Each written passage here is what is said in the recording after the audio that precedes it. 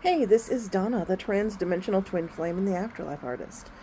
I just had a cool synchronicity from the goddess herself, and it kind of blew my mind. So I'm recording this basically just to remember it myself. Sometimes these things happen to me, and they happen regularly, and I think they're mind blowing, and then I just sort of they fade over time because something else crazy happens, So I'm going to start documenting these things more on a video right when they happen, because that'll be the best way to remember what happened. I don't have to rely on memory, which can sometimes be faulty, and you're going to get the basically, the energy of how I was feeling at the time. So I actually was just filming a video, uh, recording. There's no film, I guess. About how I channeled this pendant from the goddess. It represents the divine feminine source creator, and as you can see, it looks like that's the goddess holding, you know, her stomach. Maybe she's pregnant, maybe she's holding a baby, or maybe she's just wrapping her arms around us. Maybe it's just about love. And the amethyst also symbolizes her. I met the goddess, who some people call, people refer to her as different names. Now, Chris Bledsoe talks about her as the lady. I know Chris, and our stories have some overlap. So that story helped me realize who I was speaking to and who I had met in 2015 when I awakened in a bilocation to the center of the universe, to the black void. The black light is what it's called. That's God. And I didn't know that source, is what I called it, was the same goddess that I had seen in that meditation where I awakened. When I bilocated to the center of the universe in the black void, I saw a violet flame goddess. She called herself the Violet Flame. She said, "I am Violet Flame." And she had her hands turned up like this, with flaming lotuses in her hands. And, I did not know that she was God. I thought she was a goddess, especially when she told me she was Violet Flame. I didn't know that I was in her house. Basically, this was all God. Like when I was in the center of the universe with Source, that was her. That was just the way she chose to show herself to me as a divine feminine. There's lots of reports of people seeing Mother Mary in that same pose. And, she also told Chris that she's the Sophia and Hathor, and basically, it doesn't matter what you call her, but she has proven to me over the last 11 years that she's God. And I'm not religious, so it took me a while to get this whole thing. You know what I mean? I didn't come from a background where I thought any of that was real. And then when I had my Kundalini awakening in her presence, and I knew I was with God, what am I supposed to do? I can't doubt it anymore. I'd been there. So, anyway, I was just doing a video talking about this pendant because the goddess gave this design to me in a meditation on the 4-4 energetic portal that we just had on April 4th.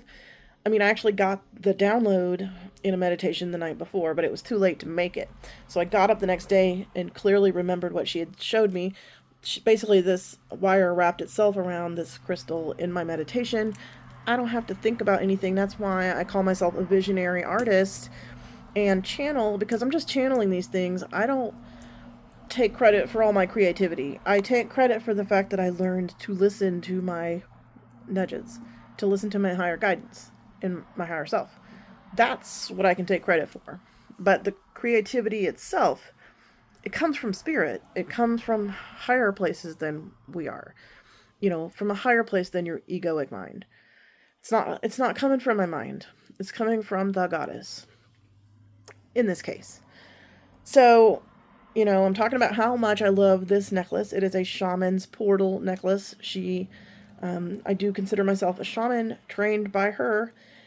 And my initiation was my near-death experience at birth. I was also born as a twin flame, which means there is a person who shares my same soul blueprint.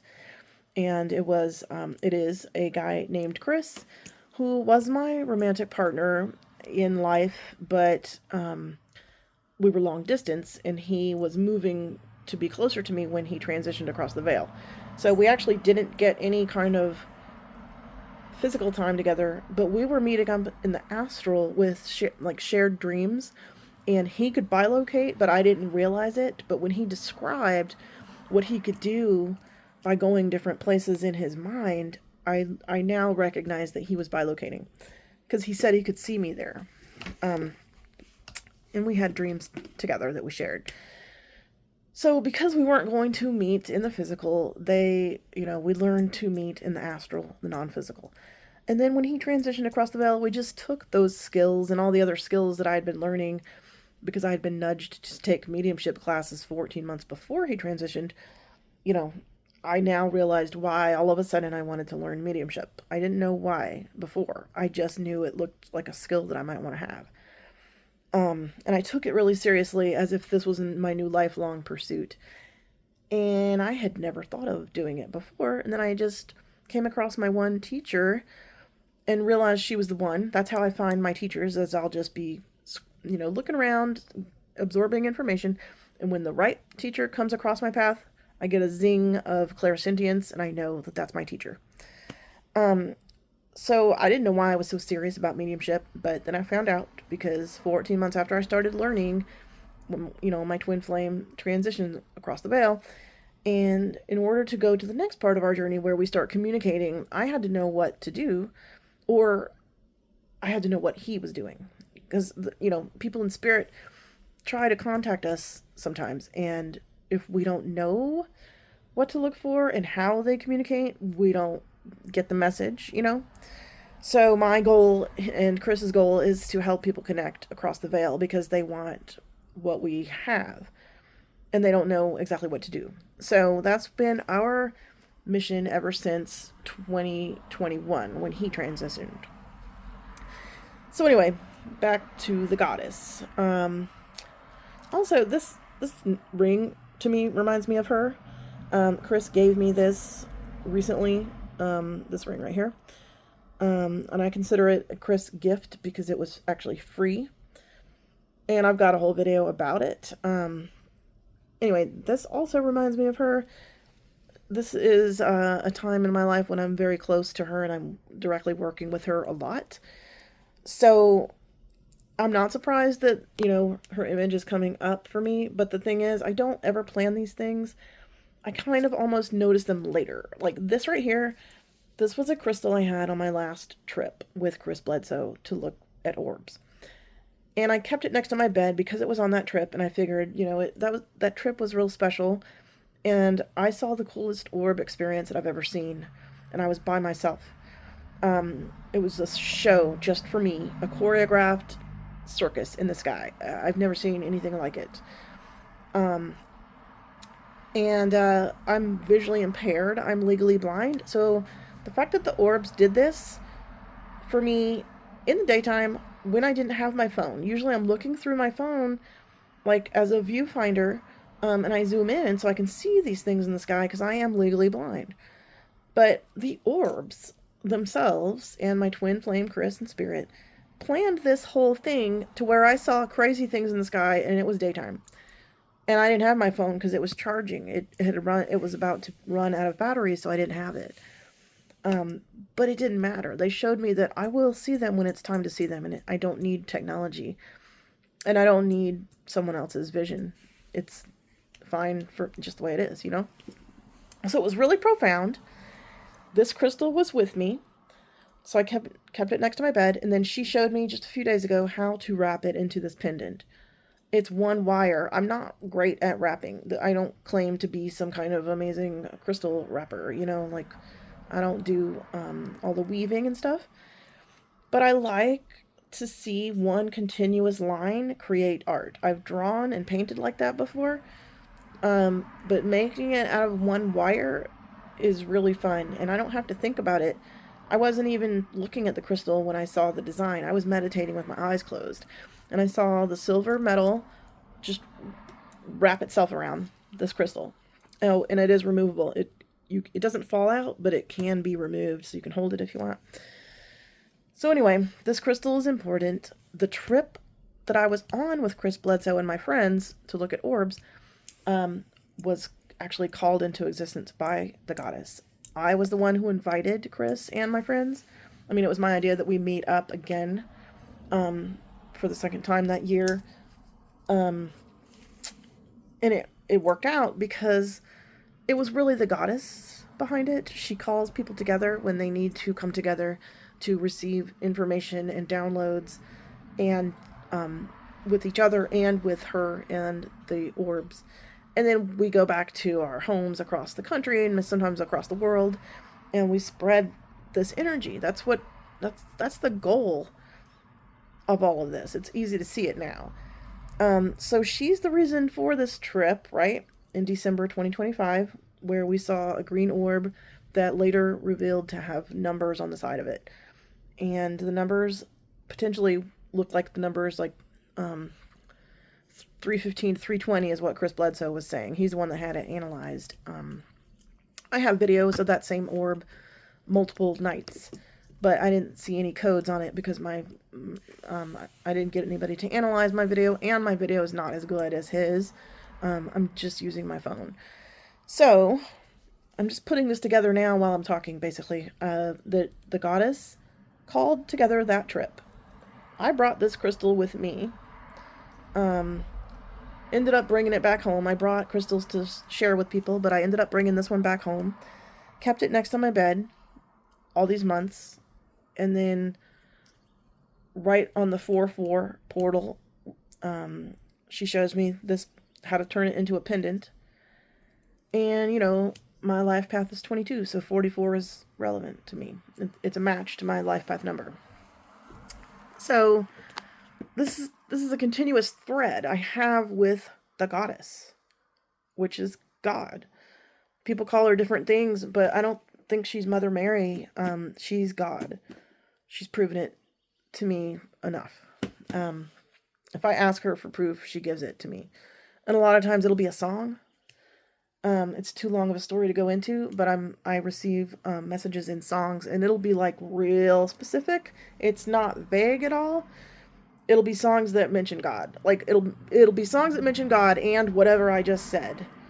And I will hit shuffle on a playlist with a couple thousand songs on it, and the song that plays will answer my question, give me the proof that I asked for, and mention God. It's the weirdest. I mean, I'm used to it because my dad started doing that for me in like 2018 or 2019. I think it was 2019. I'm not sure. He started doing it for me, and then I used to tell Chris about that. And then when Chris transitioned, he started doing it. My dad totally showed him the ropes. So anyway, like I said, talking about this crystal, like thinking about it, and I received this in the mail today. I'll show you a separate video of it. It doesn't look like a lot. It's quartz. It's shaped like a heart, but what's inside of here is what's known as a record keeper. And so it's a triangular formation where another crystal used to be attached. But now it's hollow, and it looks like a pyramid because it has all these layers. So it looks like a 3D pyramid with 3 sides, you know. And inside of it, it's an anhydro crystal, which means an anhydro means there is millions of years, there's water that is millions of years old inside here. It's a bubble. This one is black because it has carbon inclusions. So this little black bubble is rolling around inside this triangle. And when I got this necklace today, I felt like it was from the goddess. The price of it was $111. That number repeats in my life. My birthday is November 12th, so there's a 111 in my birth date. 1112 is my birthday. But also the 12 reduces to 3. So does 111. I was born 2 months early.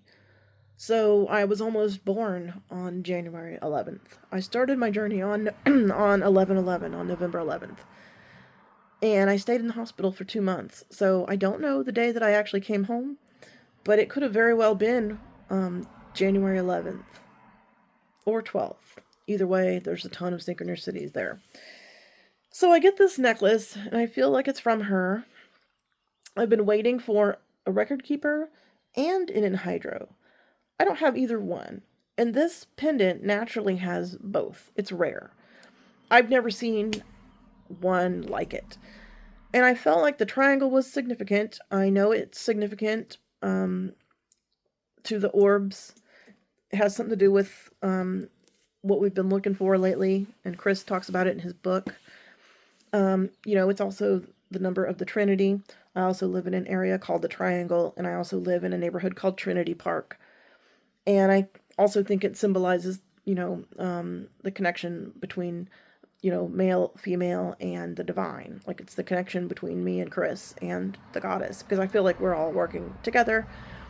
So the triangle was significant. I also consider, like, pyramids to be, like, knowledge coming down, like high knowledge. And then this necklace I already had on, and it's also pyramids, 2 pyramids. You would call it an octahedron, because a tetrahedron is half this necklace, 1 pyramid. So 2 together like this is an octahedron. So there's pyramids and triangle stuff repeating here. Even this necklace is like a triangle to me. It's just a natural triangle. So I'm thinking this necklace is from the goddess. I just finished talking about this necklace from her, and I got this necklace in the mail right afterwards. And I'm thinking about the symbolism of the heart is like the divine love that we all share. That's the divine love that she gives us, the goddess, right? And then inside this love, she's at the heart of it. The black little dot in there, the anhydro part, I feel like that's her, because when I bilocated to the center of the universe in the black light, because it was dark there, it was the womb of the universe, and like that's inside, and it's a little black dot, and I feel like that's the oneness, the void, right? Inside this triangle, which is the Trinity, but then surrounded by love, because it's a heart shape. And I'll show you a video also of this. So I'm sitting there thinking about this, wondering if it really is a necklace from the goddess. And like I said, even the price of 111 is significant. I have a whole lot of synchronicities with that number. Like my dorm room freshman year college was 111. There's just a ton of synchronicities with repeating numbers, like 1111, blah, blah, blah, So I'm just, wondering if this is from her, and I asked if it was from her. And I get the feeling that it is, I don't get, nothing major happens, but I feel that it is. But then this happened. I'll show you. So I'm sitting here, and I am going to draw this heart with this triangle and this little dot inside of it as a symbol, because I channel sigils. And I felt that this was a new symbol for her, for the goddess. But I'm looking for a notebook, right? So I'm looking through here. I'm like, all these notebooks. And I'm looking here. And I have just too many notebooks, you know what I mean? So I just randomly pick a notebook. I don't even know what's in here. These are old. I don't know what's in here. So I picked this one. Right after I ask if this new pendant from her, if this new pendant is from the goddess. So I pull this out, and as you can see, she's in there. Let's see. I think. So this is from 2015. Violet Flame. That is who she told me she was when I saw her. There's her upturned palms. And those are the violet flames. I also felt like she had wings, but I didn't always draw her with wings, but that was what I remember. So, as soon as I'm thinking about this new, record keeper in hydro heart pendant and wondering if it's from the goddess, I randomly pick a notebook that, unbeknownst to me, has my first drawings of her There's some more from September 2015. Now, I awakened and saw her on August 12th, 2015, the last day of the Lionsgate portal, which turned out to be a very important time for us. But, you know, this is like a month later. And this is her. Let me see, does it have a date? This doesn't have a date. But it's the same time frame. That's her. And there's some more versions of her. It's like I said, is this necklace from the goddess? And then I opened up a notebook with page after page of drawings of her and representations of her from when I saw her the first time. When I awakened. What more proof do I want? I think this one is my favorite. So this is how I get my synchronicities, my signs from spirit, my communication from spirit. This is after death communication. This is mediumship. This is called a nudge because I had the inkling to draw this symbol with a heart. I don't think it's in here. Oh yeah, this is what I was drawing, which is the same, it's the same symbol as in this pendant, like the heart quartz, the record keeper triangle, and then the little dot in hydro inclusion. So that's what I came to draw in this notebook. That's the only reason I picked up this notebook, was to doodle this. And then I find this particular notebook has all of these pictures of her from when I first saw her. I didn't know if I had these. These, you know, these things have been packed away and moved so many times. I had no way of knowing that I owned this. Wouldn't have known where it would be, wouldn't have known which notebook it was in, because none of these notebooks are labeled. That's one of my annoying habits, is I'll get these notebooks and I'll start them for different subjects and then forget like what I used them for, you know what I mean? Then I'll start a different notebook and I'm like, I could have just combined. So I came in here literally to draw a symbol that represented the goddess. This. And then opened this book up and I already had symbols of the goddess. I don't have anywhere else that I have drawn her. I don't have anywhere else where I've got drawings of her like this. I've made digital images of her, and I've got her on clothing on my Redbubble page. But as far as like notebook drawings, I don't have any more. So this whole video, as long and winding as it was just to show you that is spirit communication. This is communication from God. And it doesn't have to be any more complicated than that. She sends me songs. She sends me messages in funny, mundane ways, the same way my twin flame in spirit does. It doesn't have to be some epiphany. You know, it doesn't have to be a voice in your head. It is for me sometimes, but it doesn't have to be something that you've seen. I've seen her, but some people have seen her with their eyes open, like standing in front of them or like floating in front of them. I have yet to see it that way, but I have seen her. But other people just know she's there. They don't see her. So all these methods of communicating with spirit are valid. And that's what Chris and I teach you on this channel, what after death communication and spirit communication really look like. Because a lot of people probably, I don't even know if they would have been thinking about this as being symbolic of the goddess in the first place, but I'm good at looking for symbols and noticing patterns. And there were like so many meta synchronicities in this one pendant. I mean, I could keep counting them, right? So I thought of that in the first place. That's number one about after, spirit communication. You've got to be open to it and be creative. I noticed the synchronicities here. Then I wanted to go draw this symbol because I know it has power. I knew what it meant. It was very simple, and yet it's a replica of this pendant, and it symbolizes everything to do with reality. Like, it symbolizes the fact that love creates this reality.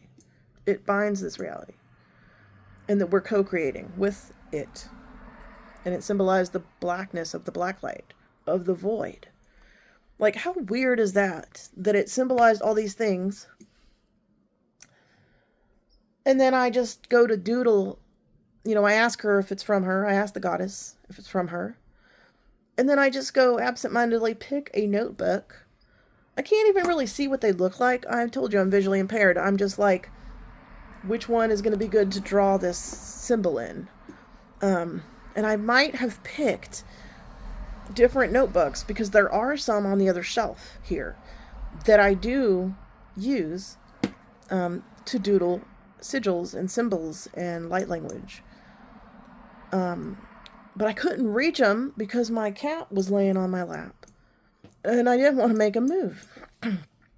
So then I went to my second choice on my nightstand and picked from those notebooks, okay? So me not wanting to move my cat made me choose a different notebook. If I had chosen a different notebook, I wouldn't have seen what I just saw with these images of her, which means I wouldn't have gotten my confirmation from her.